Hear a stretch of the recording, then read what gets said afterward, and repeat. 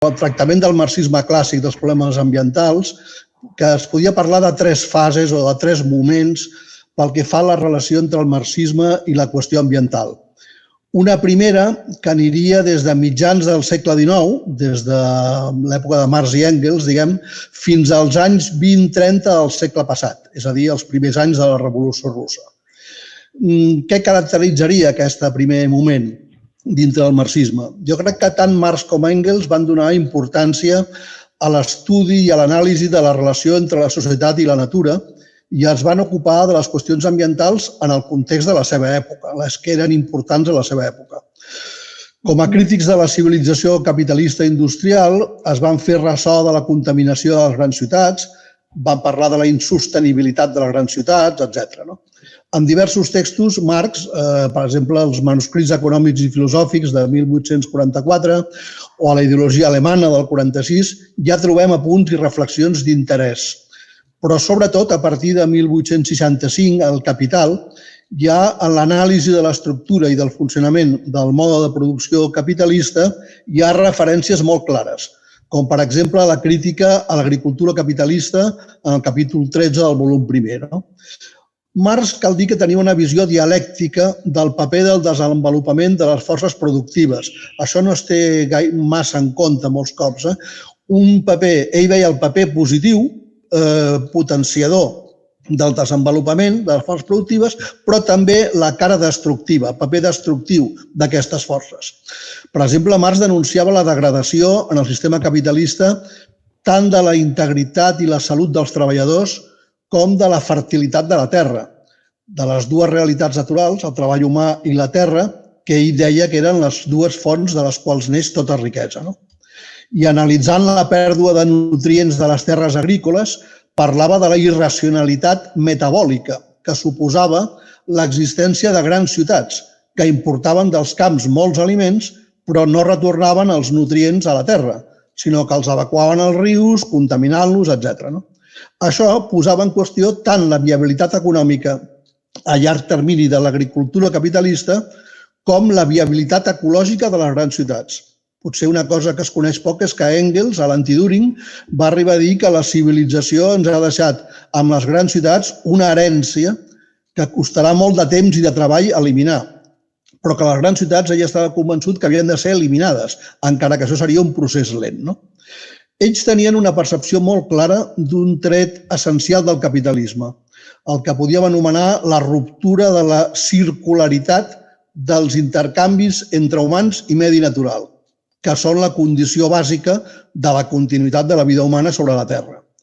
I tenien, a més, una convicció, que aquesta fractura metabòlica, ells parlaven de metabolisme de la societat amb la natura, que aquesta fractura metabòlica només podria superar-se transcendint el capitalisme, en el socialisme.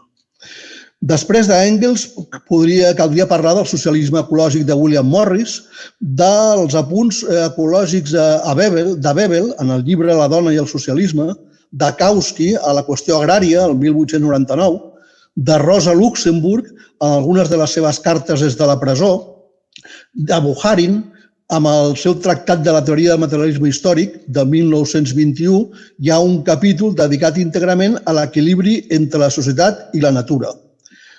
Tenia claríssim que els homes viuen i treballen a la biosfera i que era fonamental el metabolisme entre societat i natura i els problemes que causava la fractura metabòlica. En la dècada dels 20, l'ecologia soviètica era probablement la més avançada del món. Es podrien citar Vernadsky, que és un dels fundadors de la geoquímica, que va escriure un llibre sobre la biosfera l'any 26, molt interessant, Vavilov, especialista en genètica vegetal, president de l'Acadèmia d'Agricultura. Cal dir que Lenin va establir en 1920 al sud dels Urals la primera reserva natural de la Unió Soviètica i la primera del món que un govern dedicava exclusivament a l'estudi científic de la natura. Això va tenir una ruptura. En la dècada dels 30, el moviment conservacionista i la reflexió ecològica a la Unió Soviètica va quedar totalment matxacada. Molts dels pensadors amb una visió més ecològica, Bukharin, que he citat, Vavilov, van ser objecte de purgues polítiques. I vam entrar aquí en una segona època, jo diria, que des dels anys finals 20-30 fins a mitjans del 70 del segle passat, que es va imposar una visió productivista. Va donar pas a una segona època, jo dic, bastant fosca, una època presidida per la idea del caràcter positiu del creixement sense límits de les forces productives. Un marxisme eufòric, productivista i molt mimètic amb intentar emular els avanços científics i tecnològics que es produïen a l'Occident sense veure els problemes que aquestes tecnologies podien causar. Després d'aquest període fosc, ja a partir de les dades de la crisi energètica i ecològica i els informes del Club de Roma, ja hi ha les primeres reflexions d'alguns marxistes, com Manuel Sacristán entre nosaltres o Wolfgang Harig a la desapareguda República Democràtica d'Alemanya. Harig va publicar l'any 1975, un llibre que es titulava Comunisme sense creixement, amb interrogant, Babeuf i el Club de Roma.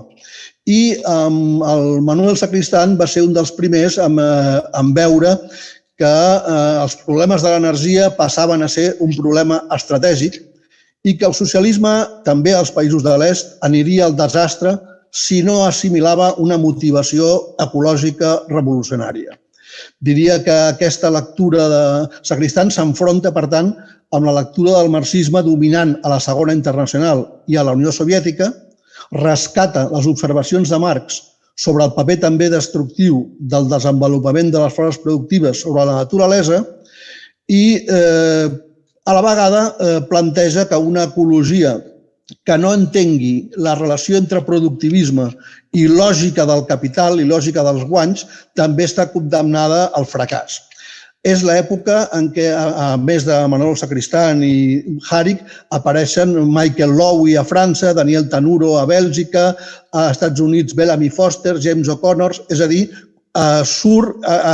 emergeix un marxisme ecològic que és agafat en bona part amb la revisió dels partits comunistes que revisen aquesta creença mil·lenarista amb el desenvolupament il·limitat de les forces productives. El Partit Comunista d'Espanya, per exemple, era pronuclear. Santiago Carrillo tenia un llibre, Eurocomunismo y Estado, on defensava les centrals nuclears.